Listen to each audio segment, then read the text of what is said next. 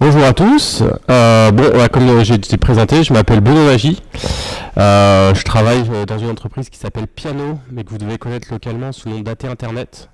On fait du traitement de données dans le domaine de l'analytics, donc on a beaucoup de data qui passe.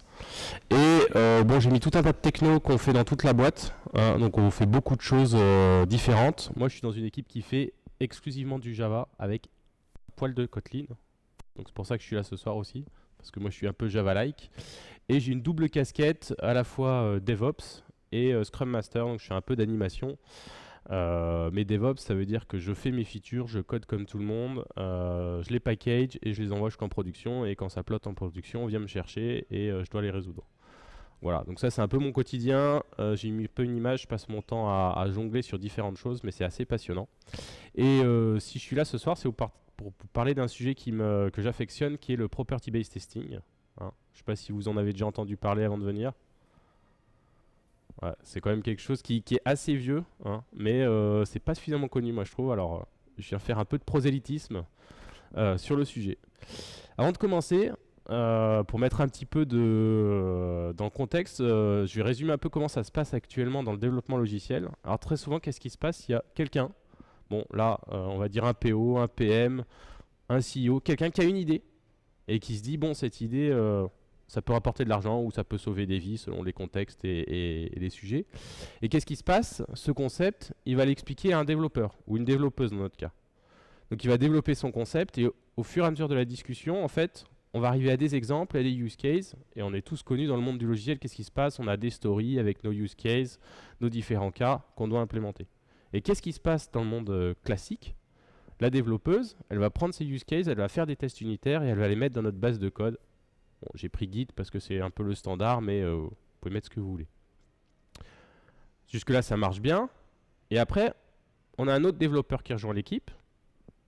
Il lit la base de code, donc les tests unitaires. Il comprend le use case parce qu'il maîtrise le langage, Java dans notre cas. Il réfléchit un peu et à partir de ça, il essaye de faire émerger un peu les concepts. Le problème qu'il y a, c'est qu'en fait, en faisant ça, les concepts qui émergent, ils ne sont pas exactement identiques à ceux qui avaient été imaginés par le produit au début.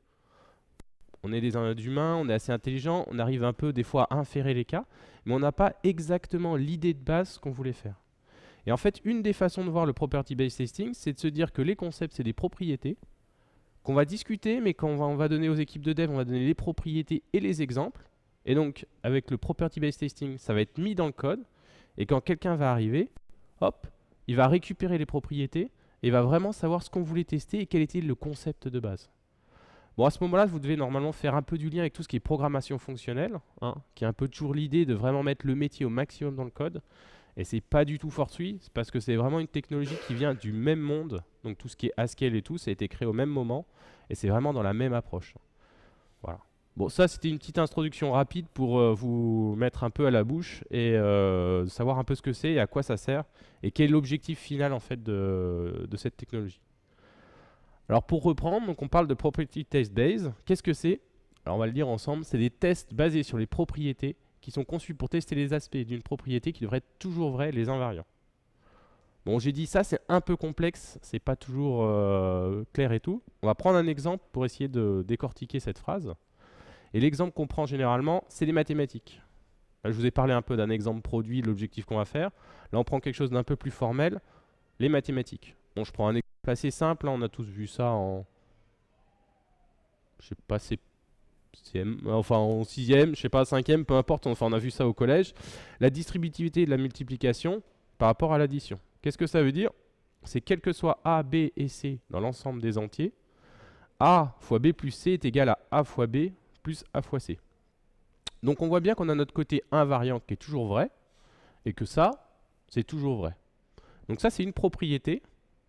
Et on va voir comment, avec le property-based testing, on peut tester ce genre de choses. La première chose qui est vraiment importante à noter dans les propriétés, c'est que ça se décompose en deux parties qui sont vraiment dissociées. Et ça, il faut vraiment l'intérioriser rapidement. C'est vraiment la base de tout ce que je vais raconter. C'est qu'il y a vraiment deux choses complètement différentes. Il y a la première partie, qu'on appelle généralement l'ensemble, qui est l'ensemble des données dans lesquelles on va se baser. Donc là, dans notre cas, c'est les entiers, 3 entiers. Mais on peut imaginer plein de cas avec différents types de données et tout. Et l'autre partie, c'est la partie peu invariante qu'on va exprimer et bon, je vous spoil un peu, mais en gros on est dans le jug, on va l'exprimer en Java. Donc après, ce qui est intéressant de voir, c'est mais vous dites des propriétés dans mon code, est-ce qu'il y en a? On a vu peut-être des propriétés fonctionnelles et tout, mais en fait, qu'est-ce qui se passe?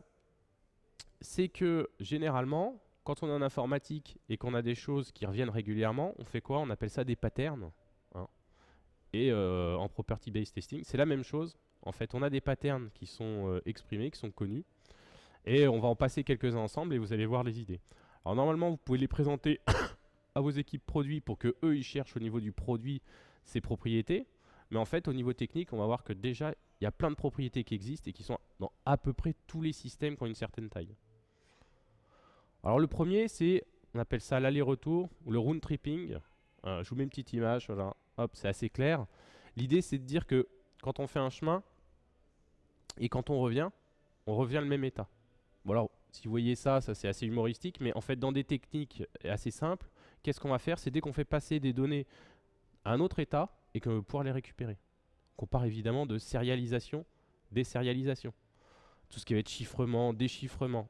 À partir du moment où vous écrivez une donnée et quand vous la relisez, vous attendez à la récupérer, vous avez ce genre de pattern.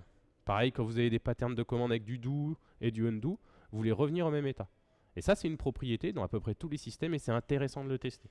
Notamment, c'est intéressant de le tester sur un gros ensemble. Une autre propriété assez commune, c'est la commutativité. Bon, je vous ai fait un petit schéma, mais l'idée, c'est de se dire que quel que soit le chemin qu'on prend sur les opérations, on va arriver au même résultat. Les exemples les plus classiques qu'on va avoir, c'est dès que vous faites de la manipulation d'ensemble. Si vous faites un filtre puis un autre, bah, vous attendez au même résultat. Et ça peut être intéressant de le tester.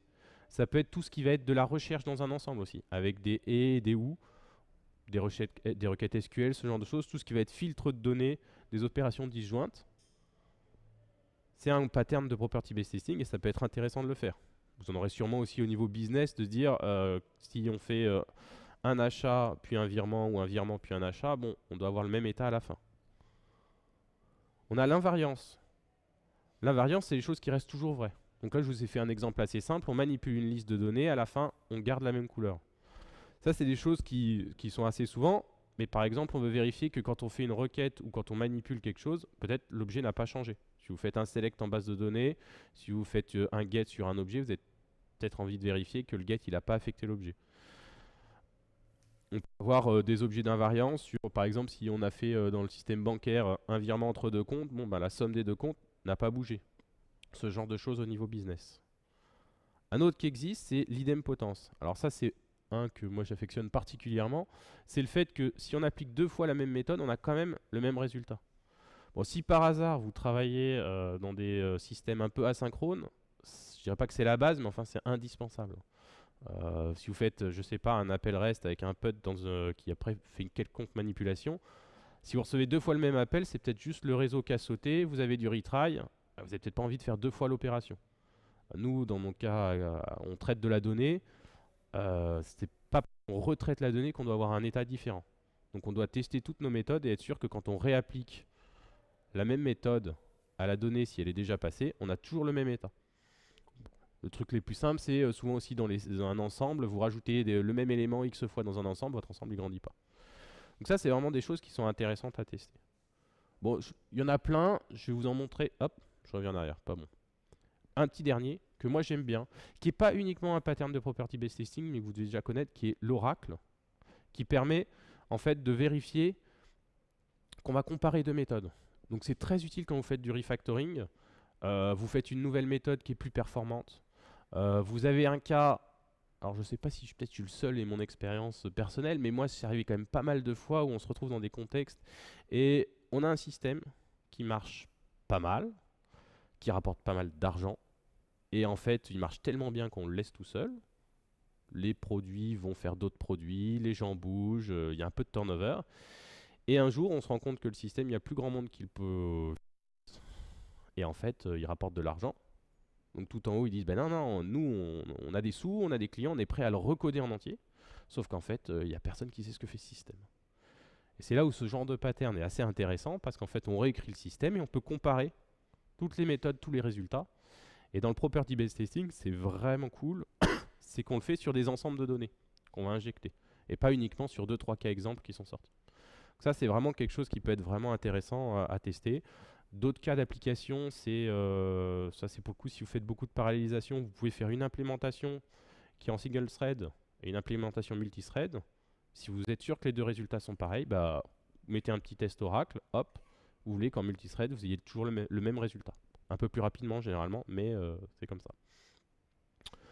Voilà les exemples. Donc ça, c'est les différents patterns. Normalement, vous avez dû reconnaître dans vos systèmes et vous dire, ok, on connaît les propriétés.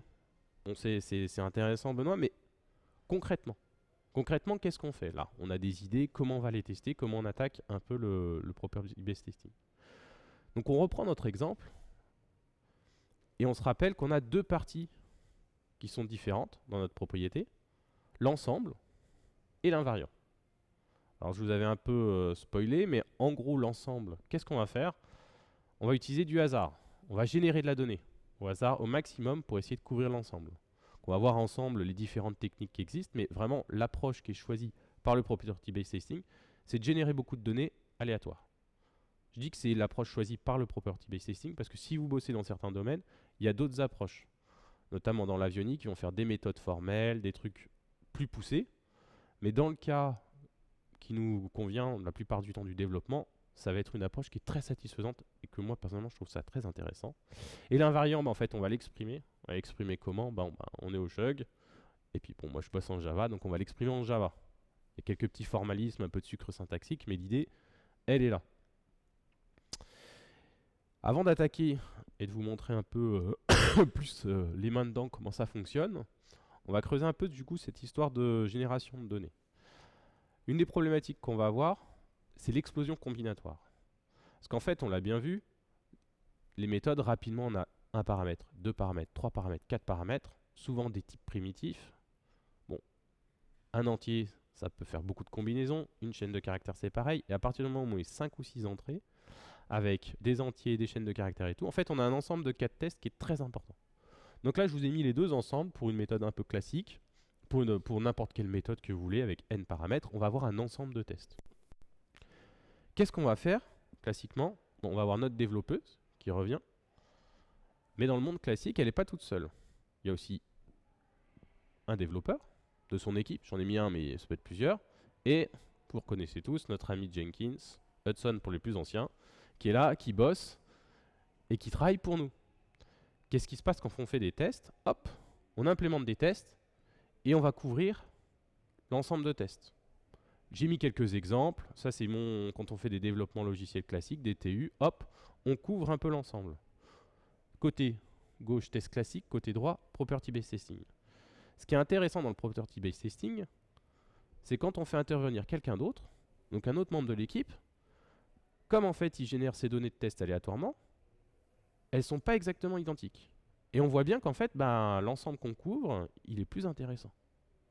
Après, il est plus intéressant, mais on va pas non plus rêver, c'est pas fou. Hein. Je veux dire, la différence, est-ce que ça vaut vraiment le coup de se mettre en ordre de bataille si la différence c'est que ça? Mais ce qu'il faut bien tenir, c'est que y a les autres développeurs, mais il y a aussi notre CI qui fonctionne assez régulièrement. Normalement, le principe classique, c'est même de le faire tourner à chaque nouvelle MR le soir, donc ça tourne très souvent. Donc ça, c'est si on avait un jeu classique, un peu tous en même temps. Mais en fait, on sait très bien comment ça se passe, nos logiciels. On les code pas en une soirée, enfin, sauf si vous faites des hackathons, et puis après on arrête. Et qu'est-ce qui se passe en fait? Eh ben, hop, le lendemain, la même chose. Notre développeuse, notre développeur, notre CI, il tourne. Et là, on commence à sentir que ça devient intéressant. Ça devient intéressant de mettre un peu d'aléatoire et d'avoir un ensemble qui commence à se couvrir en entier. Bon, vous avez compris le principe, hein, je vous en mets un dernier pour la forme, mais l'idée qu'il y a dans le Property Based Testing, c'est de lutter contre, on va dire, cette explosion combinatoire en utilisant deux choses, le hasard, donc générer des données aléatoirement, et le temps. On se dit que avec le temps qui passe, notre niveau de confiance augmente. Voilà. Donc si je reviens par exemple au pattern Oracle que je vous avais présenté, ça peut être ce genre de choses, c'est on le met en place, on n'a pas forcément envie d'exécuter une seule fois sur tout l'ensemble de données le pattern Oracle et de comparer. Par contre, ce qu'on va faire, c'est hop, on va se faire un petit test avec notre nouvelle méthode. On se dit, on n'est pas pressé, on va attendre 6 mois. Et on continue à développer classiquement dans notre CI classique. Et dans 6 mois, on se dit, ça fait 6 mois que ça tourne.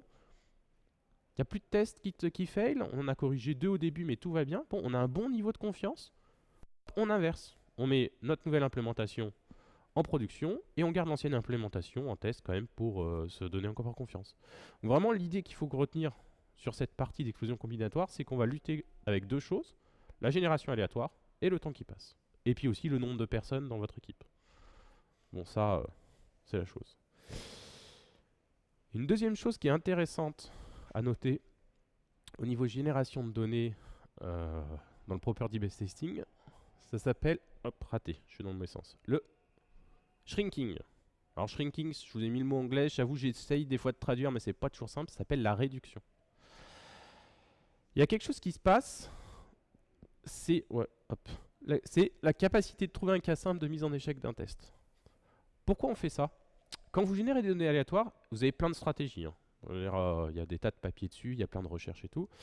Mais en gros, si je résume, vous voulez faire en génération des données aléatoires une méthode, vous avez 50, on va dire 50 chaînes de caractères en entrée, vous pouvez mettre 50 fois un caractère différent et vous appelez votre méthode. Et puis après, vous faites varier les caractères un à un. Sauf qu'en fait, c'est pas très efficient. C'est pas très efficient parce que vous allez mettre beaucoup de temps à couvrir tous les cas. Et qu'en fait, si vous, en tant qu'humain, sans parler de machine, vous avez envie de faire failer une méthode, si on prend des gens qui ont bossé un peu comme QA ou comme ce genre de choses, la première chose que vous faites, c'est pas prendre tous les caractères et les mettre un par un. Qu'est-ce que vous faites? Vous prenez une belle chaîne de caractères qui contient tous les caractères pourris du monde et vous l'envoyez dans le système. Et ça fail. Sauf qu'en fait, ça c'est pas forcément cool pour nous. Pourquoi? Parce qu'au quotidien, si dès que vous faites une méthode, votre framework il vous dit « Ah ah, ça marche pas, regarde j'ai envoyé tous les caractères et tout marche pas ». Bah en fait, vous, c'est pas très utile. Qu'est-ce que vous allez faire? Vous allez devoir prendre cette chaîne de caractères, trouver quel est le caractère problématique. Et donc dans vos frameworks de property-based, un des trucs qui est vraiment important s'appelle le shrinking. Donc la capacité à trouver un cas simple de mise en échec. Et comment ça se passe? Bon, je vous ai mis un petit exemple ludique avec des emojis. Mais on va envoyer, notre framework qui va envoyer hop, des caractères pourris, donc là nos petits emojis, dans ma méthode. Et mon test, il va dire ça passe pas. Qu'est-ce qu'il fait? Il fait plus ou moins de la dichotomie, mais en fait, il y a là aussi des algorithmes assez compliqués et assez intéressants. Il va découper l'ensemble de cas de test, il va rappeler la méthode avec les différents cas de test, il va itérer n fois jusqu'à faire sortir l'élément problématique. Là, il se trouve que bon, bah, c'était notre renard, mais vous voyez l'idée. Hein. Il va essayer hop, de réduire l'ensemble pour nous proposer un cas de test simple que nous, humains, on peut comprendre. Et ça, c'est vraiment quelque chose qui est vraiment indispensable. Parce que si on se retrouve à faire de la génération de données et qu'en fait les cas de test qu'on nous sort, c'est une chaîne de 256 caractères avec des choses en japonais et tout, c'est pas fun du tout. Moi, j'ai déjà été confronté à des choses comme ça, on vient de dire, hop, ça passe pas, et puis faire à la main de la dichotomie et tout, c'est pas du tout marrant. Je parle pas des chaînes qui se voient pas, enfin toutes les petites blagues du quotidien. Donc ça, c'est vraiment les deux parties les plus importantes quand on parle de génération de données. Et après, je vais vous parler un petit peu ce que c'est au quotidien le property-based testing. De mon point de vue, c'est assez biaisé, j'avoue, hein, je suis plutôt fan. Mais pour vous dire comment ça se passe au quotidien. Alors déjà, moi je trouve que ça rend les tests beaucoup plus synthétiques. Je vous le montrerai à la fin un peu du code. Mais clairement, ça permet de réduire les tailles des classes de test et d'avoir vraiment quelque chose d'intéressant. Ce qui est assez intéressant, et ça je vous en parlerai un peu plus, mais c'est vrai qu'on sépare deux choses. On sépare les exemples, ce qui est plus ou moins la façon, en termes de property-based testing, de parler des tests unitaires classiques. Là où on fixe les données et on dit ça doit marcher avec la chaîne de caractères Alice, le virement 42 vers le compte de Bob. Des propriétés qui est je dois pouvoir faire des virements de n'importe qui vers n'importe qui avec n'importe quelle somme contenue entre 0 et 3000 $, je sais pas.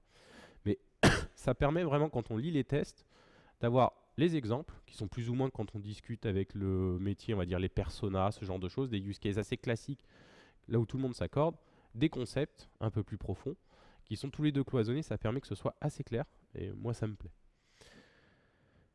Quelque chose qui est assez intéressant, c'est que en faisant ce genre de choses, en travaillant sur les générateurs de données, Ça permet vraiment de discuter ce que va être les cas limites.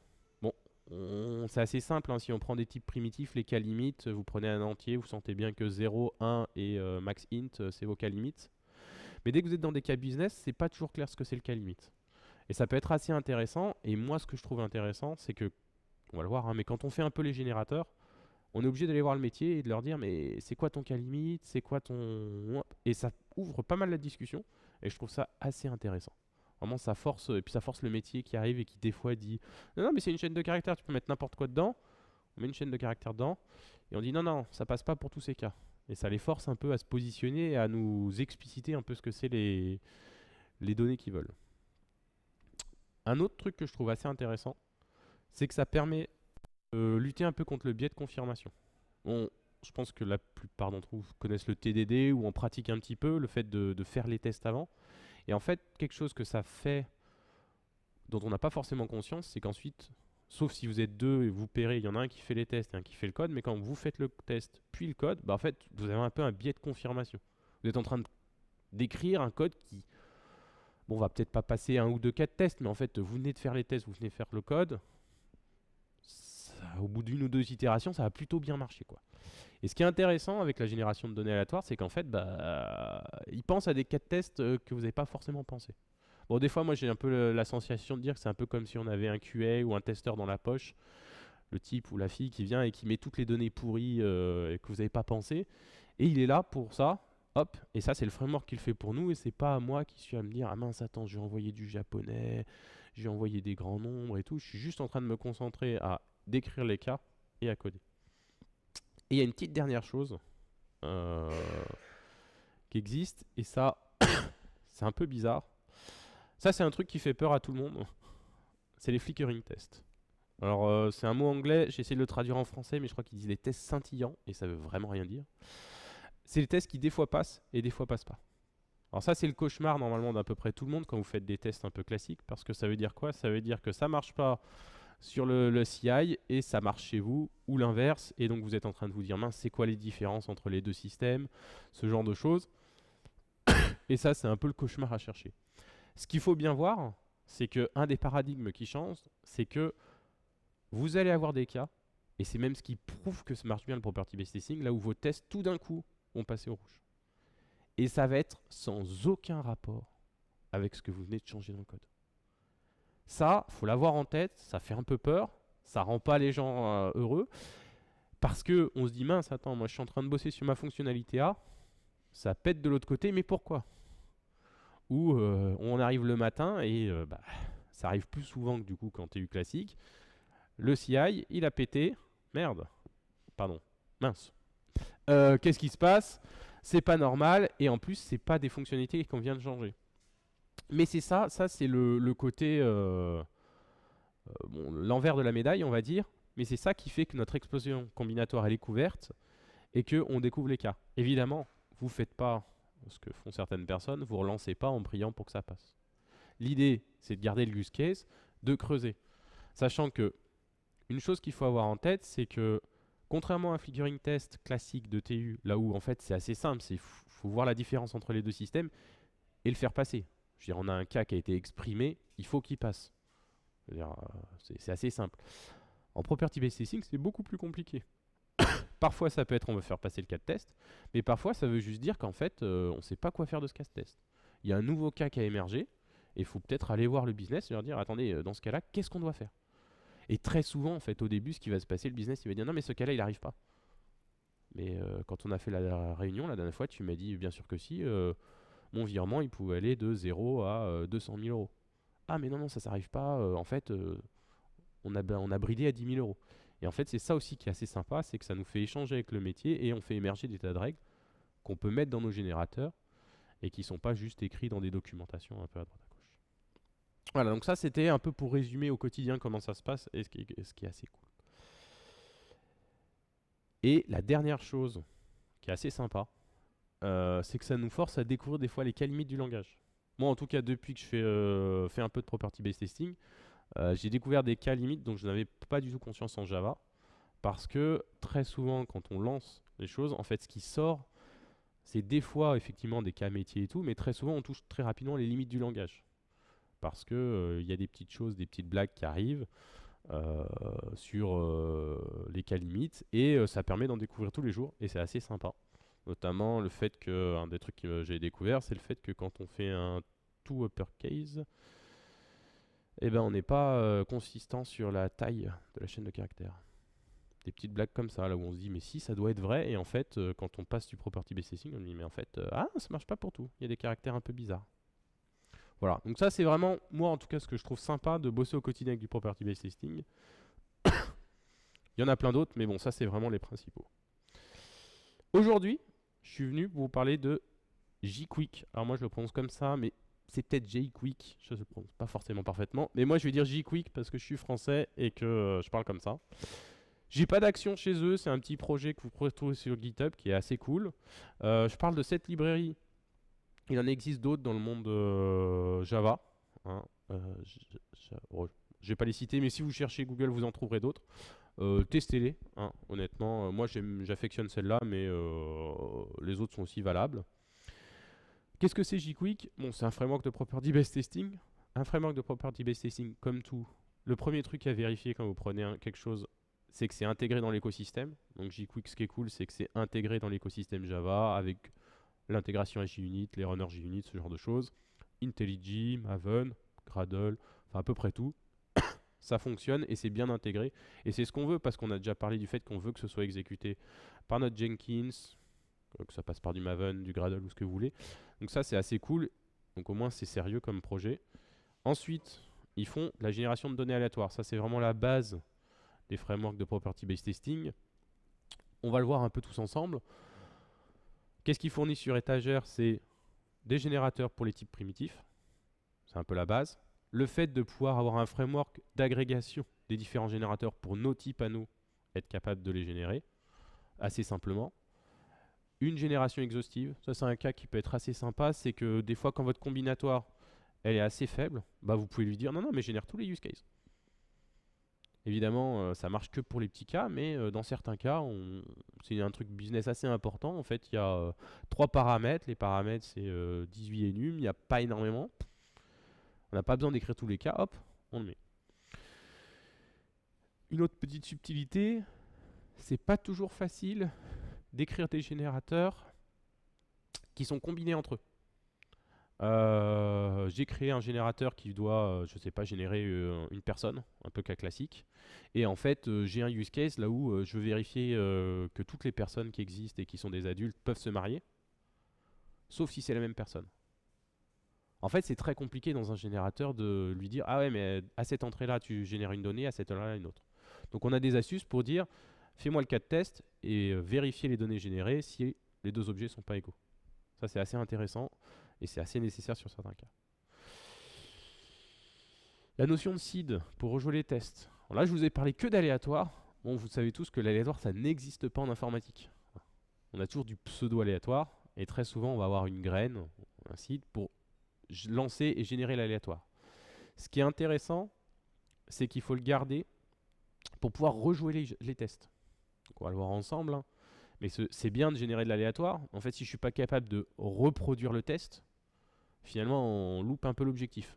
Je veux dire, on veut trouver les cas de tests qui plantent et on veut pouvoir les rejouer pour pouvoir les débugger et les corriger. Ça, c'est très important. Et bon, alors les dernières petites choses, c'est un rapport avec plein de statistiques. On ne rentrera pas forcément dans le détail, mais en fait, il y a pas mal de mathématiques, notamment sur la partie shrinking, sur les parties générateurs et tout. Donc ça, c'est vraiment intéressant. Et la partie shrinking, indispensable. Donc si vous prenez un autre framework, les trucs qu'il faut regarder, c'est ça. C'est génération de données, shrinking. Alors je vous ai mis un rapport, mais en fait, c'est un peu tout ce qui est logging pour comprendre un peu ce qui se passe sous la machine. Et aussi, on pourrait dire avec le login, c'est la configuration. Est-ce que vous êtes capable de configurer des choses? Il y a encore plein de choses à voir. Mais bon, là, je suis venu au jug. Je vous ai pas montré une seule ligne de code, là. Ça fait une petite demi-heure que je parle. C'est un peu, j'ai un peu l'impression de vous filouter. Donc, on va passer un peu à la manipulation. Je vais essayer de vous montrer, hop, du code. Yop, yop, yop, hop. Est-ce que vous voyez? Nickel. Bon, alors, première chose, vous ne devez pas être dépaysé. Hop, je vais tout fermer. Hop, c'est IntelliJ. pour ceux qui ne connaissent pas, un IDE classique. On a un projet Java que j'ai repris d'une ancienne présentation qui s'appelle la Bubble Factory, mais peu importe. Classique, dans lequel j'ai mis du Property Based Testing. Hop, la première chose qu'on va faire, c'est on va regarder nos cas de test et on va regarder une petite comparaison entre les cas de test classiques pour tester la distributivité, qui était mon premier exemple mathématique, versus du Property Based Testing. J'ai fait un peu exprès de grossir le trait parce qu'on pourrait un peu le condenser, mais l'idée c'est quand on va faire un cas de test classique, qu'est-ce qu'on va faire? On va imaginer des use cases de notre tête. Donc là par exemple on va dire 42, 43, 44 et on va faire l'assertion dessus. Et en fait on va être obligé de chercher tous ces cas limites et très rapidement en fait ça devient verbeux. On a plein de cas. Bon, comme je suis assez honnête, je vous dis qu'il y a quand même la possibilité aussi de faire des tests paramétrés qui sont apparus et qui permettent un peu de réduire. Mais quand même, ça veut dire qu'on est obligé de faire un peu notre random à la main. Donc ça, c'est les cas de test classiques pour la distributivité. Qu'est-ce qui se passe si jamais on voulait le faire en Property Based Testing? En Property Based Testing, sur JQuick, il y a deux annotations principales. L'exemple et la propriété. Hop, je suis pas assez descendu, vous pouvez pas voir. Voilà. Et donc c'est comme ça qu'on va exprimer. L'exemple, bon, je pourrais un peu le réduire, mais c'est exactement la même chose qu'un TU classique. Mais on appelle ça un exemple parce qu'en fait, c'est vraiment précis. On discute, on sait que celui-là, c'est l'exemple du PO, il doit absolument tout le temps passer. Il est là pour l'échange, pour la discussion, pour l'expression un peu de compréhension de ce qu'on veut faire. Et la propriété, c'est ce qui doit toujours être vrai. Alors, qu'est-ce que ça veut dire? La notation, pas grand-chose, hein, c'est juste pour que ce soit reconnu par JQuick, le moteur de JQuick, et on dit c'est une propriété. Ensuite, on a des petites annotations for all, qui sont assez simples. Hein, et en gros, ça, c'est les générateurs qui sont fournis par étagère de JQuick.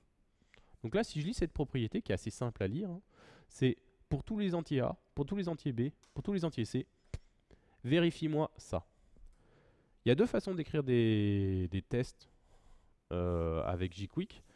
Il y a, est-ce que vous retournez un booléen? Et ça doit toujours être vrai. C'est un peu le principe qui avait été émis au début sur le Property Based Testing. L'invariant doit toujours être vrai. Bon, ça, c'est une façon de faire qui est possible. Mais quelque chose qui serait peut-être un peu plus classique pour nous, en tant que développeur, on a aussi la possibilité d'utiliser une assertion. Pas grosse différence, hein, c'est juste la signature. Donc ça, c'est une présentation assez rapide de la différence qu'il va y avoir entre les TU et le Property Based Testing. Bon, moi perso, c'est une des premières choses que je vous avais dit. Ce que je trouve intéressant, c'est que c'est beaucoup plus succinct.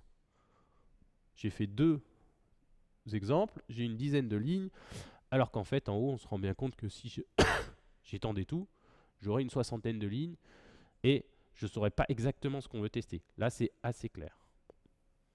Ça, c'était plus pour l'exemple synthétique que je vous avais dit. Une petite note. Ça, c'est plus pour rentrer dans le framework et tout. C'est possible de faire plus ou moins des tests paramétrés avec JQuick. Ils appellent ça une source de données, vous ressemblez assez. Et c'est un peu la même chose que ce qu'on peut faire des tests paramétrés. Si jamais, dans certains cas, ce que vous voulez faire, c'est pas forcément faire que de l'aléatoire, mais lui fournir une source de données complète parce que vous dites ouais, mais sur ces cas-là d'ensemble, je veux toujours les tester. C'est possible de faire ce genre de choses. Ah, ça, c'est juste pour dire. Donc ça, c'était vraiment le premier exemple classique de nos tests. Vous les lancez comment? Hop, classiquement, dans votre IDE. Hop. Voilà.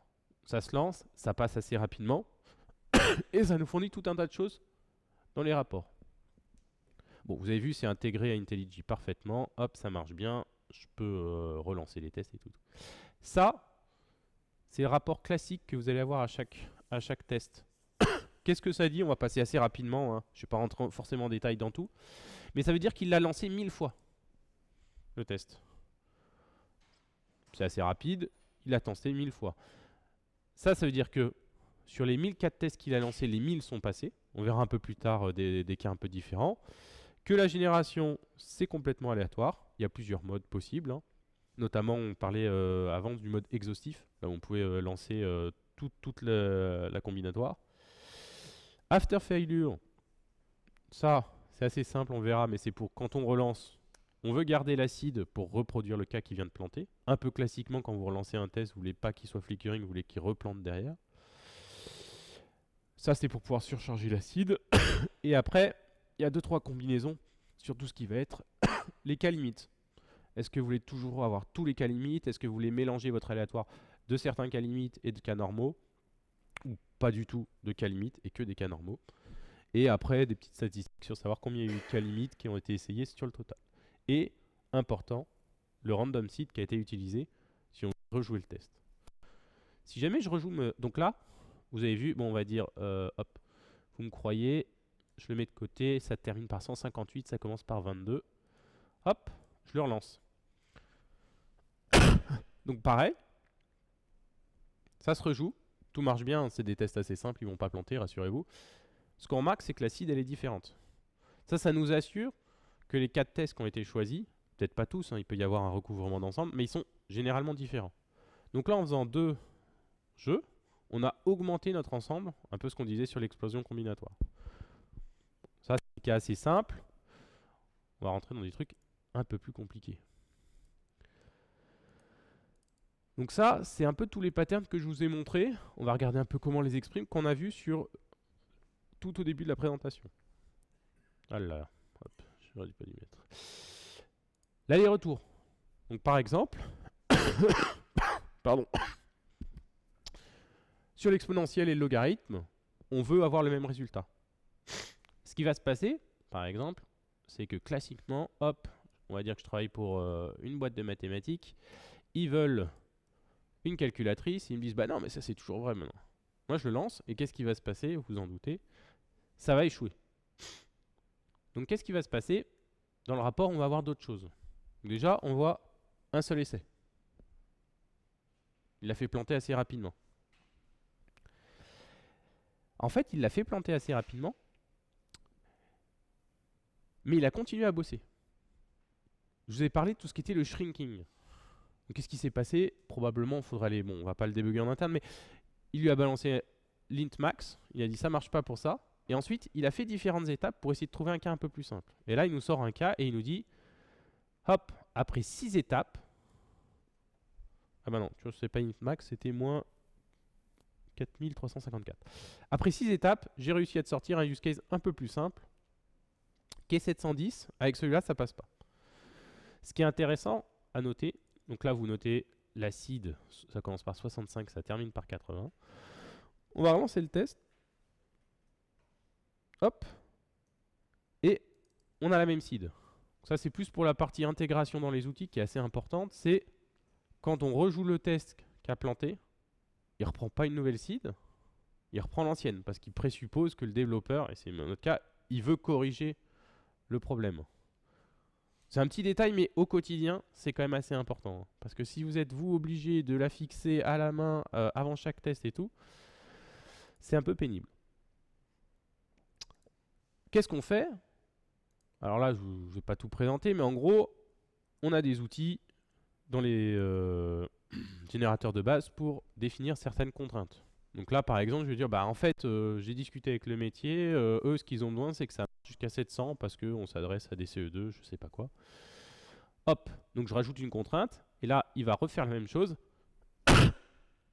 et il va tester que sur cet ensemble. Voilà, et là, ça passe. Je vous parlais de seed, une chose qui peut être assez intéressante à noter. Hop, je vous montre l'exemple, c'est... Alors, que je me souvienne, c'est là, je crois. Voilà. Hop. Donc là, je vais le relancer. Hop. Vas-y. Hop, j'aurais pas dû... Hop, j'aurais dû désactiver ça. Et ce que vous voyez, c'est que c'est la même seed. Bon, vous dites oui, mais Benoît, tu nous as montré juste avant, c'était déjà la même seed. La différence, c'est que là, on est dans un cas qui passe. Donc normalement, il aurait dû changer la seed. Je l'ai fixé. Pourquoi je l'ai fixé? L'utilité que ça a, c'est quand ça plante ailleurs. Vous avez un collègue, vous avez Jenkins, qui vient, et le matin, hop, il y a un cas qui a planté. Avec cette graine, vous pouvez rejouer le cas localement, ça va marcher. Donc c'est ça qu'il faut avoir en tête, c'est que oui, on génère des données aléatoires, mais c'est du pseudo-aléatoire qui est assez bien contrôlé. On peut rejouer les cas de test. Ensuite, bon alors je peux vous montrer différents exemples.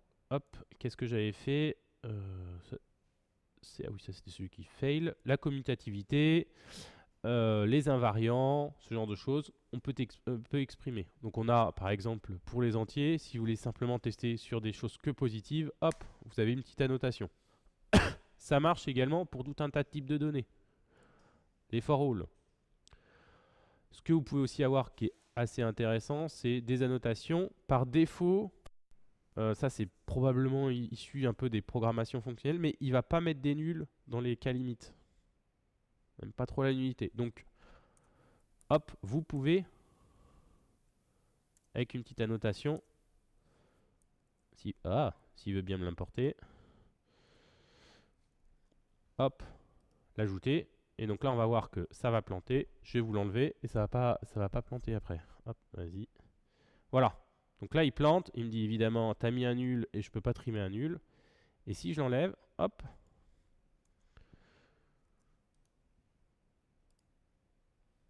Ça va pas marcher. Ce qui est important de noter, c'est que c'est comme dans beaucoup de frameworks, en fait, c'est quoi ce qu'on appelle le strongly opinionated. Non, je pense mal. Bon, enfin, en gros, ils ont une opinion assez précise de ce qu'ils vont faire. Ils font des choix. Et quand vous choisissez un framework, bah, faut être conscient qu'il y a des choix derrière. Donc là, par exemple, il y a le choix que bah, quand on fait un for all string, bah, par défaut, on ne considère pas que le nul ce soit un cas limite. Moi, dans ma tête, j'avoue, au début, quand j'ai commencé, je me disais, bah si, quand même. Voilà. Qu'est-ce que je peux vous montrer? Alors, le dernier pattern qu'on avait vu, c'est l'oracle. C'est assez simple, hein. C'est toujours la même chose. Sur un ensemble, on veut vérifier, par exemple, que ma fonction custom, elle va plus vite que le trim ou pas. J'ai remis le même, hein, c'est juste pour vous montrer. On peut le faire jouer. Hop. Et ça tourne. Mais là, on se dit, ah, pour les patterns Oracle, j'aimerais bien le jouer plus que ça. C'est quelque chose d'intéressant pour mon business. Je voudrais faire jouer plus que ça. Et donc, vous avez la possibilité de customiser vos runs. Bon, là, on va pas rentrer dans tout le détail parce qu'il y a beaucoup de choses. Je vais juste vous montrer une chose, c'est que si je mets par exemple un de plus, là, hop, et qu'on retourne là, et qu'on le lance, il devrait tourner un peu plus. Voilà. Bon, c'est toujours assez rapide, hein, c'est des méthodes assez simples. Et là, on voit qu'on est passé de 1000 à 10 000.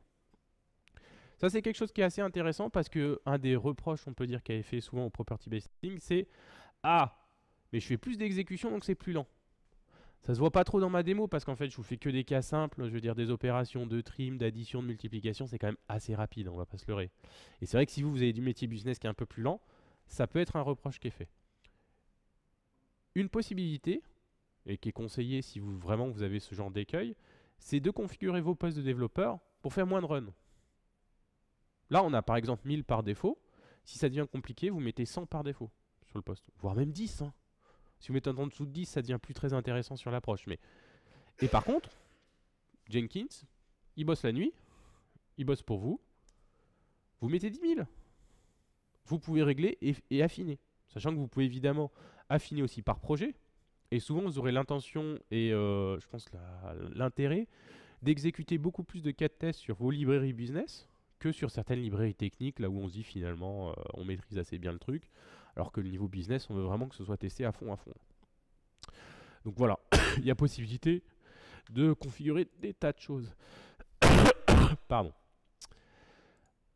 Un autre petit exemple qui nous intéresse, c'est comment on va vouloir générer des cas un peu plus complexes. Bon, là, on a vu les cas primitifs, c'est intéressant, mais très rapidement, je bossais avec des cas un peu plus complexes. Ce qui est intéressant, c'est que déjà, certaines librairies jQuick, par exemple, ils fournissent email par défaut. Et là, c'est vraiment dans la librairie principale, mais il y a des extensions et vous pouvez trouver aussi tout ce qui va être un peu par défaut. Par contre, vous ne trouverez pas vos entités métiers à vous. Ça, c'est vous qui serez obligé de les faire. Hein. On ne va pas se leurrer. Juste, je vous montre un petit peu. On va peut-être remettre quelque chose d'un peu plus sérieux pour que ce soit visible. Je vous montre un peu ce qui se passe. Donc là, j'ai fait juste un print. Hein. Il n'y a rien de fou. Pour voir un petit peu les données qui sont générées. Donc là, j'ai mis for all email. Ça veut dire que je lui dis, bah, balance-moi tout ce que tu peux, dans la limite des 100 que je t'ai mis de cas de test, mais je veux que ce soit des emails. qui est en fait une sous-catégorie des chaînes de caractères. Et voilà ce qu'il me propose. Et ce qu'on voit bien au début, c'est qu'au début, il fait un peu les cas simples qui doivent être codés des edge cases. Et puis après, il teste un peu n'importe quoi. Hop, hop, hop. Et il m'en teste une centaine. Et des fois, il revient sur les cas. Voilà. Et à la fin, on a bien 100 cas qui ont été testés. Et tout va bien. Il revient des fois sur les mêmes choses parce qu'il ne sait pas trop s'il y a de l'état ou pas dans votre test. Si jamais vous avez partagé des choses et tout. Ce qui peut être intéressant, si jamais vous vous attaquez à un framework de property-based testing, c'est de regarder bien les edge cases que vous avez par défaut. C'est un peu ce que je disais. Moi, j'avais été surpris la première fois de me dire « Ah, mais il n'y a pas le nul. C'est bizarre. » Donc, bon, le robot exemple, hein, c'est juste un test classique. Et là, en fait, ce qu'on va faire, c'est je vais vous imprimer un peu tout ce qui est les cas limites pour les générateurs standards. Il y a écrit arbitraries, c'est juste leur nom pour le générateur. Donc là, en fait, ce que ça veut dire, c'est je prends le générateur pour les entiers, donne-moi tout ce qui sont considérés comme edge case. Et là, je vous l'imprime pour différentes choses. Donc là, par exemple, pour les entiers, on voit que les cas limites qu'ils voient, c'est -2, -1, 0, 2, 1, et puis les valeurs max. Ce qui est assez logique, sauf, j'avoue, pour le 2, je ne sais pas trop d'où il sort. Le 0 et le 1, c'est probablement addition, multiplication, qui sont des cas. Le 2, je ne sais pas trop. Pour les chaînes de caractères, alors là, je l'ai limité quand même en disant de A à Z. Il nous propose A et Z, qui sont le début et la fin de la chaîne, et chaîne vide. Et pas le nul, comme on a vu ensemble. Après, si on demande les entiers, bon bah pareil, il va considérer 0, 1, -1, ce genre de choses. Et après, ça, c'est l'email. Donc lui, on lui demande, et un peu comme on a vu dans le cas d'avant, bah en fait, pour lui, les cas limites de l'email, c'est le A et le 0, qui sont combinés un peu comme ça. Donc ça, c'est des choix. Et vous, quand vous faites vos use cases, bah, vous pouvez les modifier ou les changer. Donc là, on a vu un peu comment ça fonctionne, les cas limites et tout. Ce qui nous intéresse maintenant, c'est de faire, bah, pour mon entité à moi, créer un générateur. Parce que c'est ça qui va m'intéresser.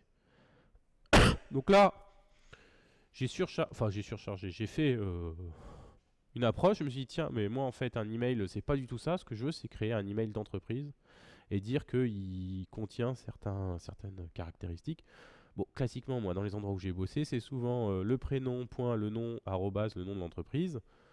Voilà, je voudrais un générateur qui fait ça parce que mon idée, c'est pas vraiment de valider que mes fonctions marchent pour tous les types d'emails, mais je sais que là, mon système, c'est uniquement avec des emails de ce genre-là. Et je voudrais bien les tester. Donc, qu'est-ce qu'on fait? On peut réutiliser les générateurs qui existent. Donc, par exemple, le default string arbitrary. Lui dire que je veux une taille minimum de 1, que finalement, les caractères que je veux utiliser, c'est que les lettres classiques. Et bon, il faut que je transforme en array. Et j'ai un générateur comme ça. Je fais la même chose pour le nom de famille. Et là où ça devient intéressant, c'est que je peux les combiner. Je peux les combiner ensemble pour renvoyer notre chaîne de caractères. Bon, ça c'est un peu du sucre syntaxique, mais c'est pour vous montrer qu'en fait, on peut réussir à générer une source de données qu'on va pouvoir ensuite utiliser dans une propriété. Donc là, hop, comme il ne faut jamais croire personne sur parole, on va le relancer. Et on va voir que voilà, effectivement, tout ce qui est généré, hop, ce sont des emails qui appartiennent à myentreprise.fr.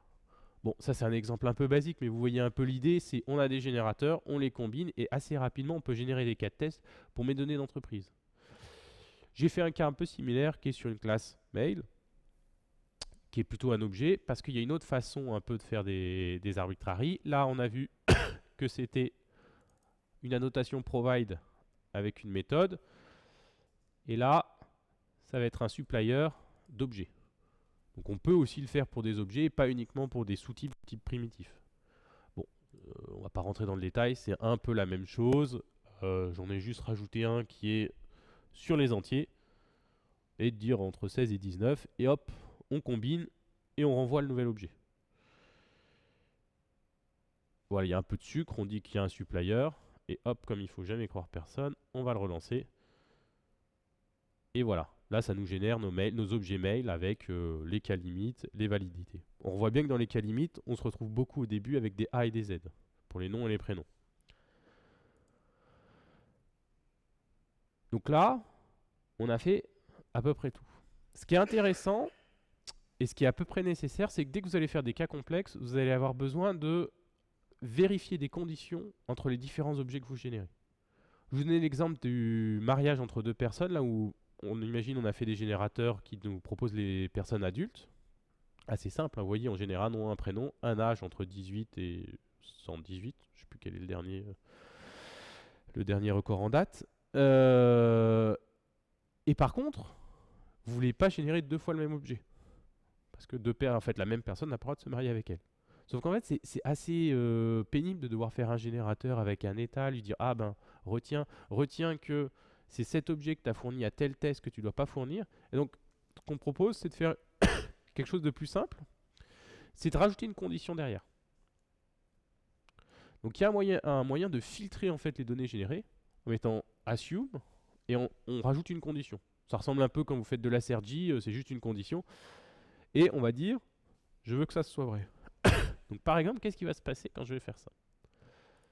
Et bien en fait, tout ce qui va être invalide, ça va être jeté.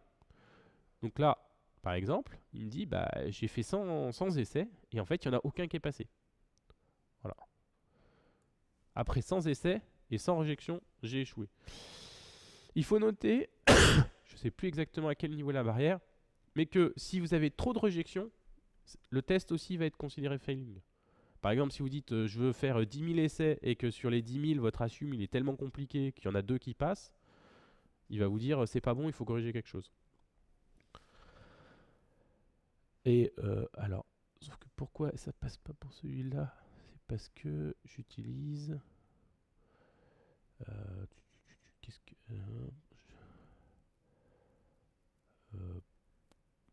hop, qu'est-ce qu'on va faire?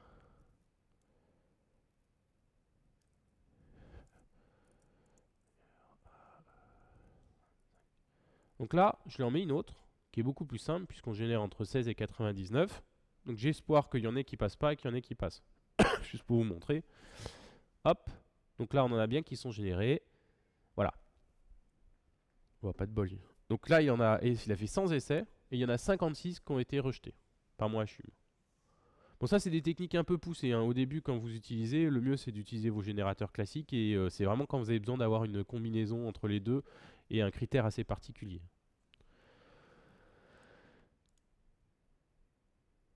Voilà. Oui, bah là j'avais fait un autre exemple. Plutôt que le mariage, c'était une condition pour que le domaine soit identique si on veut faire des alias. Bon, l'idée c'est un peu la même chose. Alors, juste un petit rajout. Donc, on avait dit, on a pas de façon de combiner les choses. Ce qui peut être intéressant, c'est qu'au lieu de faire de l'aléatoire, c'est des fois de dire qu'on va faire un cas qui s'appelle exhaustif. Si, alors là j'ai repris l'exemple standard hein, qui est sur un jeu d'échecs. Sur un jeu d'échecs, en fait, la combinatoire est très faible pour une machine. Pour nous, ça reste compliqué. Mais on dit, je veux tester ce coup sur toutes les pièces, sur tout le board. En fait, il y a 64 places, c'est pas très compliqué. On a des options qui sont par exemple de dire je veux que ce soit exhaustif, hop, et je veux essayer tous les cas. Et donc là, il peut le faire. Ça, c'est quelque chose qui est d'intéressant à noter parce que parfois, ça peut être vraiment très utile. On va pas rentrer dans le détail, mais il y a plein de possibilités pour pouvoir customiser. Vous pouvez vous-même surcharger des choses. Ils sont toujours en train de bosser dessus et de rajouter des surcharges possibles, des choses standards et tout. Mais donc là, on a vu quand même la majorité des choses qui étaient intéressantes pour mettre en place du property-based testing. Ce que vous voyez, puisque dans mon test, je vous l'ai montré, vous pouvez intégrer ces tests-là. Donc vous mettez la dépendance à JQuick et vous les intégrez dans votre projet classique. Donc au quotidien, si jamais vous les testez, ça ne veut pas dire que vous jetez vos tests et que vous mettez du property-based testing et que du coup vous faites rien pendant 2 semaines. Non, vous pouvez les rajouter petit à petit. Ça vous demandera du boulot, mais ça peut valoir le coup. Et on arrive à la fin, et il y a une chose surtout que je voudrais vous montrer. j'avais fait une présentation sur le sujet. C'est vraiment la petite cerise sur le gâteau qui fait que moi j'aime vraiment le property-based testing. C'est qu'une fois que vous avez fait émerger tous vos générateurs de données, que vous avez cette capacité et ce framework d'exprimer des propriétés, le code, ça devient un peu comme un interlocuteur fonctionnel. Ce que je veux dire par là, c'est qu'on peut un peu lui poser des questions. Bon, j'avais fait une petite introduction rapide, mais très souvent, moi quand j'ai bossé et qu'on discute avec le métier, au début, je vous ai montré le cas, il faut implémenter une feature, ça va bien, mais en fait on passe en mode de maintenance, le PO change, le produit évolue, plus personne maîtrise, et très souvent on vient voir des questions au dev en disant mais qu'est-ce qui se passe dans ce cas-là? Et en fait, alors, sauf si vous avez des façons magiques, peut-être qu'avec les LLM, on aura bientôt quelqu'un qui dira mais si c'est ça qui se passe. Mais pour l'instant, en tout cas, soit je vais lire le code, soit je me tape une tartine de code, de test, pour dire bah tu m'as dit et ça. Sauf qu'en fait, très souvent, la question, ça va pas être qu'est-ce qui se passe quand je vais rentrer Jacqueline, 42 ans, dans mon système? Ça va être des questions un peu plus ouvertes du style mais si jamais on n'avait pas pensé notre produit, on veut l'ouvrir au Japon, est-ce que ça va marcher? Et ça, c'est vachement compliqué à tester. Parce qu'en fait, il faut aller voir dans le système, il faut lire le code, il faut coder des tas de tests. Et quelque chose que je trouve intéressant avec le property-based testing, c'est qu'en fait, on peut facilement répondre à ces questions. Donc là, j'avais fait un petit projet exemple qui s'appelle la Bubble Factory. Je vous passe la présentation, c'est pas très intéressant. C'est un projet qui a vécu, qui a de l'historique, et on arrive en tant que nouveau développeur et on ne connaît pas le projet. Sauf que le PO, il vient, il nous pose des questions. Il nous pose des questions en disant j'ai la pression, on est dans une mode startup, patati patata. Est-ce que tu peux répondre à ces questions? C'est du vieux code, on n'a pas envie d'aller lire le code. On pourrait répondre en lisant le code, mais on n'a pas envie de répondre au code. Et donc en fait, si on a fait du property-based testing, ce qui est intéressant, c'est qu'on peut facilement répondre à ce genre de questions. Donc là, on a un système et quelqu'un qui va nous dire mais est-ce que je peux ouvrir mon système à des clients allemands? On pose la question et on dit au métier qu'est-ce que c'est les clients allemands? Ah, bah les clients allemands, c'est par exemple, j'ai pris quoi? Jürgen Schmidt, qui habite à Berlin et qui a 17 ans. Ou Adélaïde Müller, qui habite je sais pas trop où là, Buchholz, 42 ans. Donc ça, c'est les exemples, c'est les personas qu'on va dire, bah oui, on a réfléchi avec le business, c'est les exemples et tout. Et en fait, ça va passer. Ce qui est intéressant, c'est de lui poser la question et de dire d'accord. Mais au niveau de mes générateurs, ça veut dire quoi? Ça veut dire quoi? Ça veut dire que à partir d'un alphabet français, on passe à un alphabet allemand. Et donc en fait, au lieu de générer les prénoms, je vais peut-être le mettre en plus grand pour que ce soit visible, mais en gros, au lieu de générer les prénoms que avec du français, on va passer avec de l'allemand. Donc par exemple, là, je ne sais plus ce que c'était. Si oui, c'était un système d'impression de cartes de fidélité. Là, je viens de commenter la partie allemande et on le tourne avec la partie française. Hop, ça prend un peu de temps et ça passe bien. Donc ça, c'est quand moi j'arrive sur le système et qu'on dit on a testé en property-based testing, ça marche bien avec tous les clients français. Et quand on arrive, qu'est-ce qu'on veut? On va rajouter nos deux exemples et surtout, on va activer l'alphabet allemand. Alors l'alphabet allemand, moi j'ai rien fait de fou. Je suis allé sur Wikipédia et je lui ai dit c'est quoi les caractères qu'il y a en plus en allemand. Je les ai pris, je les ai copiés, je les rajoute à mon générateur, ce qu'on a vu, notre arbitrary. Et après, hop, je réexécute mes tests. Hop. Est-ce que j'ai tout... Il ne faut pas que je réexécute toutes les questions, sinon je vais vous spoiler. Et donc là, ce qui est intéressant, c'est qu'il va repasser sur le système. Et alors là, il y a un cas de test, en fait. Mais ce qu'il faut bien imaginer, c'est que si vous avez défini toutes vos propriétés, en changeant un générateur, vous pouvez réexécuter toutes les propriétés du système et vous impactez tous vos tests. Vous n'êtes pas obligé de passer sur chaque classe à vous dire « Ah, il faut changer ci, il faut changer ça ». Et ça, je trouve que c'est assez puissant. Et là, bon, ça ne marche pas. Voilà. Et il nous dit le prix du prestataire est différent et attendu. Et est-ce qu'il n'y a pas le... Hop. Voilà. Ça ne marche pas. Pourquoi? À cause de cette petite lettre qui s'appelle le bêta. Et qui est les cas que j'avais découvert et que je trouvais assez marrant, qui se transforme en 2S quand on fait tout uppercase ou tout lowercase. Et donc on n'a pas la consistance de la taille de chaîne de caractères. Petite blague, voilà. Mais c'est pas ça qui est intéressant. Ce qui est intéressant, c'est de voir quand très rapidement on peut répondre à des questions sur lequel sinon en fait moi j'aurais dit mais attends il va falloir que je lise tout le code. Le code je le connais pas, j'en sais rien, peut-être, on va voir. Là en fait en changeant les générateurs, très rapidement on répond à la question. Et on se donne un niveau de confiance. Parce qu'après qu'est-ce que ça peut être? Ça peut être après, faut pas être bloqué, hein, je répète, hein. En property based testing, quand le test il fail, soit c'est à nous de le corriger, soit on réduit, mais très souvent ce qu'il faut c'est aller demander au PO d'abord, lui dire mais c'est important ce cas? Et peut-être qu'il va dire mais on s'en fiche Benoît. On va l'ouvrir à Berlin, on a 300 utilisateurs, le pire s'il y en a un qui arrive avec un bêta, on fera ça. On changera le nom. Si il existe des villes allemandes qui ont ce caractère, et ben en fait on n'a pas prévu d'étendre notre business là-bas, donc on s'en fiche. Et peut-être qu'en fait il va dire bah si c'est quand même très gênant parce qu'en fait c'est notre partenaire principal qui habite dans ce patelin, donc on va se débrouiller et on va le corriger. Mais ça c'est pas à vous de le choisir, c'est plutôt au business. J'avais posé une autre question, c'est est-ce que c'est impossible qu'un client n'ait pas de réduction? Le cas qui ne devrait pas être possible. Ça c'est un cas assez classique aussi. Généralement on a les cas assez simples, on va dire quand on est en maintenance, c'est j'ai ce cas là, ça marche pas, c'est reproductible, il n'y a plus qu'à creuser. Vous mettez votre debugger, vous êtes parti. C'est pas toujours simple, mais ça se fait bien. Le cas qui est vraiment problématique, c'est quand quelqu'un arrive et dit ah non mais ça c'est arrivé, ça devrait jamais arriver.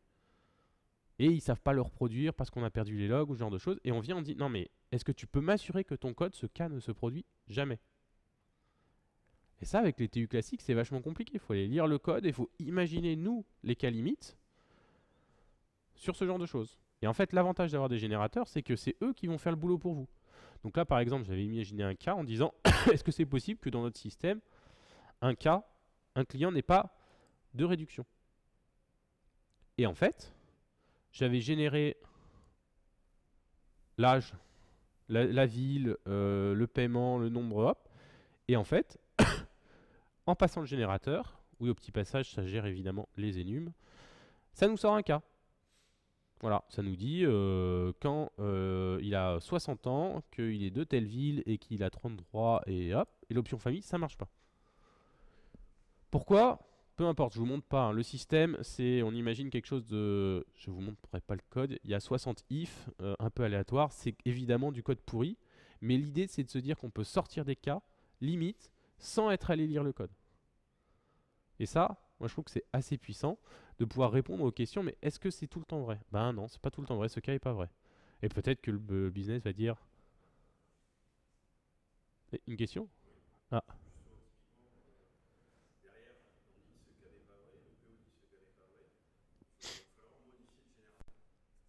Ça dépend.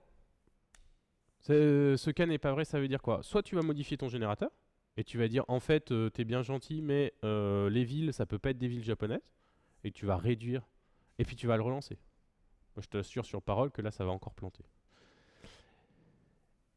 Et sinon, donc ça c'est le cas là où effectivement on peut réduire le générateur, mais parce que notre idée c'est pas de faire fail le système, on est dans du système par exemple comme du fuzzing que tu peux avoir en sécurité, là où l'idée c'est de s'assurer que ça va tomber et donc dès que ça tombe c'est à toi de le réparer. Toi tu es là de dire il faut que mon système fonctionne, mes méthodes fonctionnent dans l'ensemble qu'on m'a fourni. Si on peut réduire l'ensemble, mais c'est simple, moi ça me va très bien. Hein. Si tu me dis on fait un virement bancaire ça peut pas aller au-dessus de 1000, je mets de 0 à 1000, banco.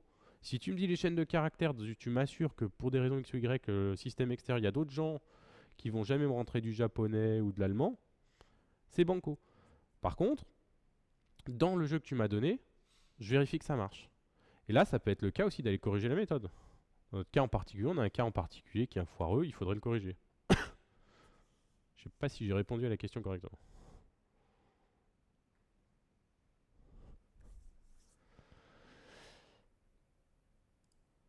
Et la dernière question que j'avais mise, c'était, oui, alors qu'est-ce que j'avais imaginé? C'était une boîte qui venait de Grenoble, et tous les clients devraient aussi avoir une réduction. Voilà. Parce que, ça c'est l'idée, c'était un peu de dire, des fois il y a des choses qui arrivent au coin du couloir, et on dit, ah mais ça c'est vrai, et qu'en fait, on trouve pas de spec, on trouve pas de TU, on trouve personne qui est capable de nous dire, à part un ancien dans la boîte, tradition orale, mais c'est vrai si, parce qu'à telle époque on avait fait ci, on avait fait ça. Bah là, pareil, là où on avait le cas, où on nous demandait est-ce que c'est vrai partout, bah là, vous pouvez valider l'hypothèse très rapidement. Hop, vous codez vos générateurs, vous appelez la méthode. Est-ce que, quand on est de Grenoble, quel que soit notre âge, quel que soit notre paiement, quel que soit le nombre de personnes dans notre groupe et nos options, on va avoir une discount de 6%. C'est un peu dans le même état d'esprit. Voilà. Donc je ne sais pas s'il y avait d'autres questions rapidement sur le code.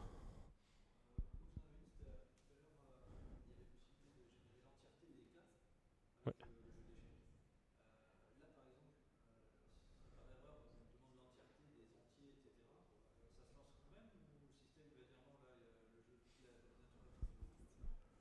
Alors, la question c'est qu'est-ce qui va se passer si on demande une génération exhaustive sur des systèmes un peu plus importants? Eh ben, moi je propose qu'on le fasse ensemble. Hop, raté, échec.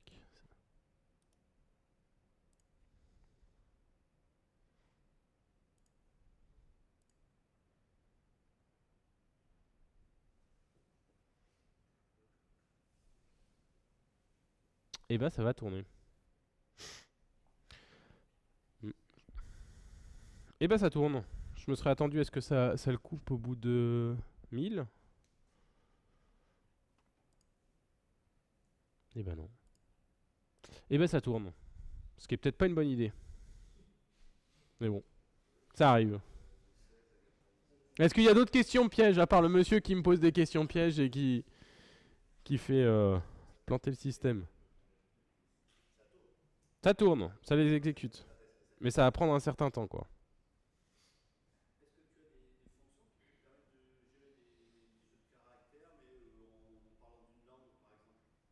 Non, je crois pas d'une langue en particulier. C'est pour ça que moi j'avais dû les extraire, que j'avais dû le coder moi-même. Voilà. Mais après, tu peux. Ce que- ce qu'il faut voir, c'est qu'assez rapidement, tu fais extraire de ton business et tu peux très rapidement les réutiliser, quoi. Tu le fais une fois et après tu le réutilises. Ouais, mais si tu fais international, pourquoi tu aurais besoin de faire plusieurs jeux de caractères? Tu mets tout. Ton système, il doit tout tenir.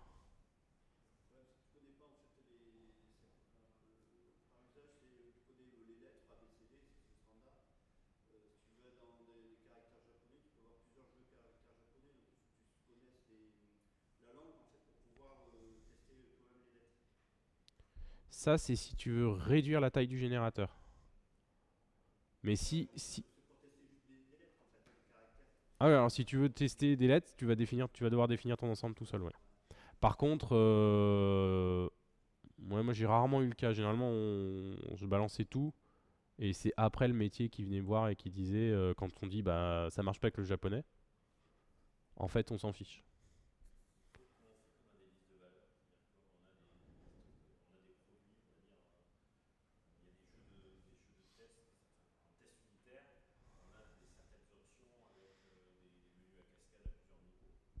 Je vais répéter la question parce que sinon je vais me faire gronder. La question c'est qu'est-ce qu'on fait quand on a des jeux de données qui sont préconstruits pour les faire? Plusieurs choses. Soit vous considérez que en fait vous allez un jour avoir tout ce qui représente dans votre ensemble qui va exister. C'est-à-dire que un produit est défini par 6 caractéristiques. Ces 6 caractéristiques, elles peuvent varier.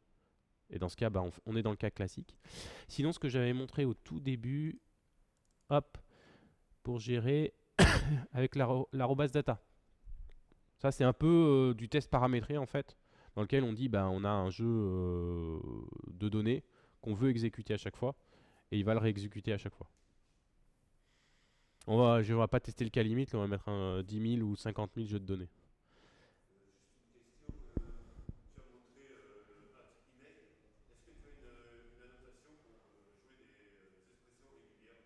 Ah non.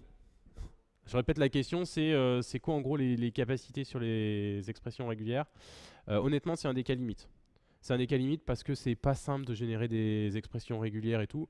Il y a quelques petits trucs, mais on va pas se leurrer, ça reste quelque chose de très compliqué de générer des expressions régulières. Et ça va pas résoudre ces problèmes.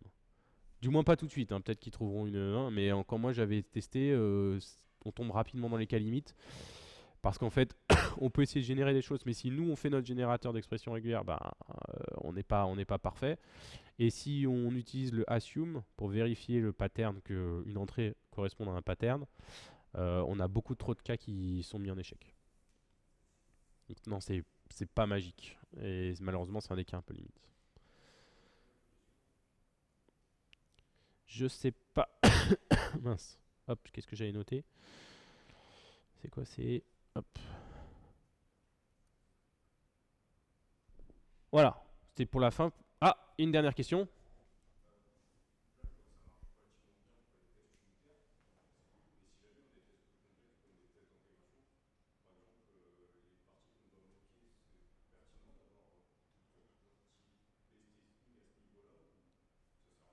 Très bonne question. La question, c'est à quel niveau est-ce qu'on doit caler du property-based testing? Est-ce que ça a bien marché avec les tests d'intégration? Et puis j'étendrai avec les tests end-to-end et tout. C'est une technique de test. Donc philosophiquement et théoriquement, ça marche à tous les niveaux. En fait, on peut le faire quels que soient les niveaux. Si vous connaissez le paradigme un peu de la pyramide de test, ça peut être fait à tous les niveaux. Ça, c'est la partie théorique en disant oui, c'est possible. La partie pragmatique et réaliste, c'est beaucoup plus compliqué. Honnêtement, on va pas se leurrer. Ce qui est intéressant, c'est de couvrir un gros ensemble, de faire beaucoup de cas de test et tout. Plus vos cas sont compliqués et haut niveau, plus ça va prendre du temps et plus ça va être compliqué à débugger. Très sincèrement, la meilleure utilisation qu'on peut en faire, c'est si vous faites du DDD ou l'architecture hexagonale ou ce genre de choses, mais là où vous concentrez vraiment dans des librairies le business que vous voulez tester, c'est à cet endroit-là que vous voulez mettre beaucoup de property-based testing. Vous pouvez l'utiliser à d'autres endroits, mais c'est compliqué.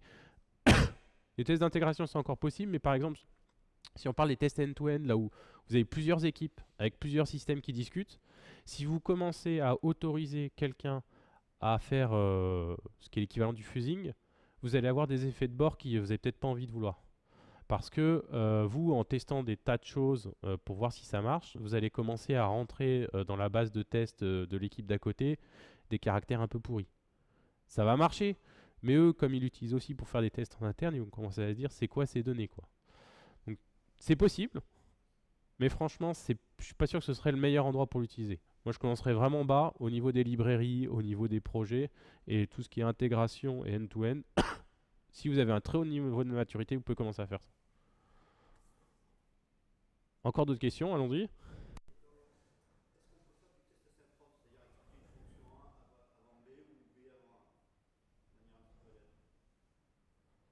Je suis...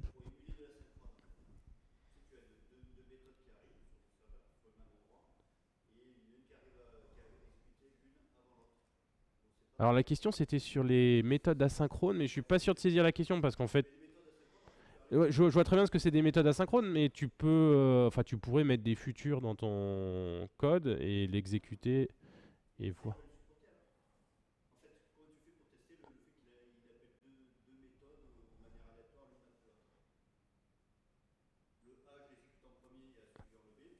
Ah, alors ça je sais pas tester. Ah oui d'accord, je comprends mieux la question. La question c'est de savoir est-ce qu'on peut l'utiliser pour tester l'aléatoire au niveau du réseau et savoir l'ordonnancement un peu aléatoire des appels. Ouais, je sais pas testé. J'imagine que si on le pousse ça doit être possible, mais je suis pas sûr que ce soit fourni sur étagère, hein. Je suis pas sûr que ça couvre ce cas-là pour l'instant. Mais c'est vrai que c'est un cas d'application qui pourrait être fait, qui serait assez complexe.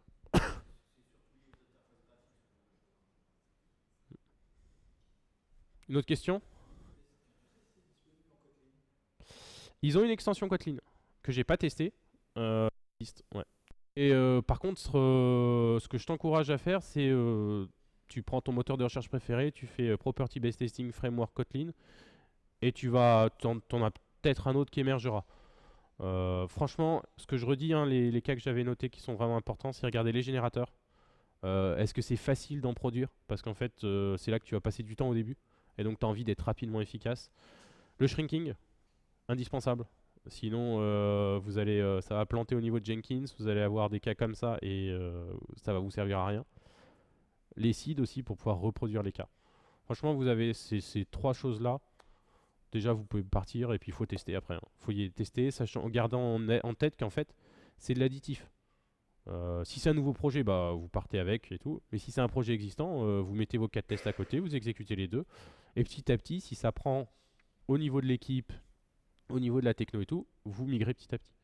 Parce qu'effectivement, un des cas, mais bon, c'est comme toutes les technologies, il faut réussir à convaincre toute l'équipe de participer. Faut pas qu'il y ait une personne qui écrive en property based testing et d'autres qui fassent des TU. Ça va être pénible pour tout le monde. Il faut quand même avoir une certaine harmonie, il faut être d'accord ensemble. Qu'est-ce que j'avais dit? Oui, si j'ai bien fait mon taf. Ce que vous devez retenir et partir, c'est que on a défini ce que c'était des propriétés. Normalement, je vous ai convaincu que vous pouvez en trouver dans votre code et que il faut les tester. Ça, c'est bien, c'est au moins l'objectif minimum. Le framework, c'est un peu ce que je disais. Oui, vérifier que c'est intégré dans l'écosystème. Parce que des fois, on tombe de moins en moins sur des choses qui sont vraiment superbes. Mais en fait, dès qu'on les intègre dans IntelliJ, dans Maven, dans la CI, ça marche juste pas. Et en fait, nos jours, c'est pas utilisable à niveau industriel si ça marche pas avec ça. Les générateurs de données, shrinking, l'acide. Et franchement, au niveau fonctionnel, ce qui est vraiment sympa, c'est vraiment les deux choses que j'ai insisté, mais c'est sa force de discuter avec le PO et qui donne les cas limites. Parce que très souvent, on va avoir des exemples et les cas limites, c'est aux développeurs de l'imaginer. Et comme en fait, on ne discute pas des cas limites du test, mais des cas limites des données, qu'est-ce que c'est la limite d'une personne? Le PO, il est forcé de se prononcer. Et aussi, ça permet, c'est ce que je vous montrais un peu à la fin, de poser des questions au code. Et ça, je trouve ça vraiment cool. Et voilà. Alors, j'ai dit c'est la fin, il y a d'autres questions, mais je crois qu'on a déjà fait pas mal de questions. Et il y a une nouvelle question.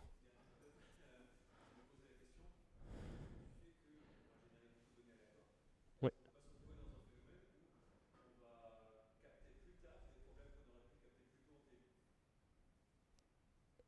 Alors, la question, c'est est-ce que on va pas capter des problèmes plus tard qu'on aurait capté avant avec des TU? C'est ça?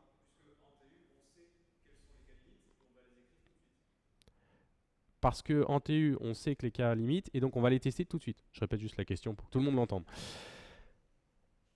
Normalement non. Normalement non, parce qu'en fait, quand vous faites votre générateur, vous lui donnez les cas limites. Et donc vous lui faites confiance pour les tester. Non, on va pas l'écrire les cas limites. L'idée, c'est que dans les exemples, sauf si vraiment vous avez un doute, vous écrivez un exemple qui correspond plutôt à un cas business classique. Mais par contre, quand vous annotez avec votre générateur, il va vous fournir les cas limites tout le temps. C'est-à-dire que quand on voyait... hop, on repasse au niveau du code. Est-ce que j'en ai un qui est exécuté? Ah oui, alors on a toujours notre cas qui tourne. Ça, c'est un peu l'échec. Je creuserai un peu parce que ça, c'est pas normal. Lequel j'avais? Hop, celui-là par exemple. Voilà. Hop.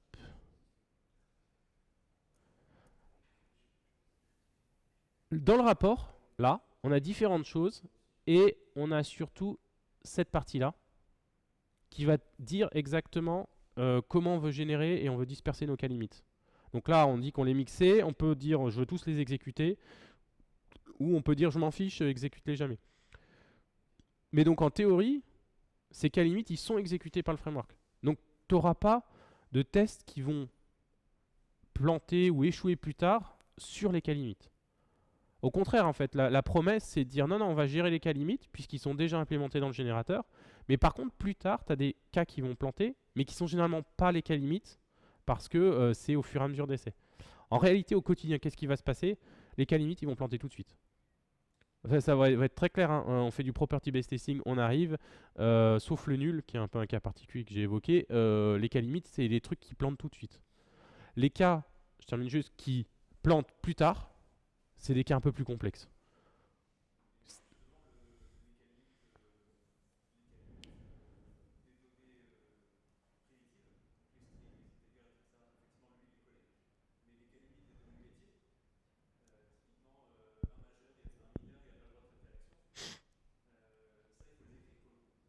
Alors la question, c'est les cas limites des données métiers. Oui, il faut les écrire. Par contre, tu ne pourras pas écrire les règles business. C'est-à-dire que quand tu vas faire ton générateur de mineur ou de majeur, en fait, ce que tu vas faire, c'est tu vas faire... Après, c'est du succinct syntaxique, mais tu vas faire une annotation, par exemple, qui va être for all majeur. Et dans ton générateur, tu vas dire l'âge est entre 18 et 120. Et tu feras un autre générateur qui sera pour mineur et qui sera entre 0 et 17. Donc toi, dans le générateur, tu peux lui indiquer ensuite que les cas limites, c'est 0 et 17. En réalité, il le sera déjà lui-même parce que comme tu fais une combinaison de générateurs et que ton générateur, tu l'as dit, ton range, c'est entre 0 et 17, il va le savoir que c'est déjà ta limite. Mais comment dire, les générateurs n'auront pas l'information de tes règles business. Par exemple, si tu dis un mineur a le droit de faire ça et un majeur n'a pas le droit de faire ça, ces deux propriétés que tu viens de m'énoncer, eh ben, tu vas écrire des propriétés. Tu vas dire, par exemple, quel que soit le mineur, il n'a pas le droit de rentrer dans un bar. Donc new bar, hunter, mineur, get false ou je sais pas trop quoi. Enfin, tu exprimes comme tu veux. Mais cette règle business, elle ne sera pas dans le générateur. Le générateur, il va juste te permettre de faire des typologies de population.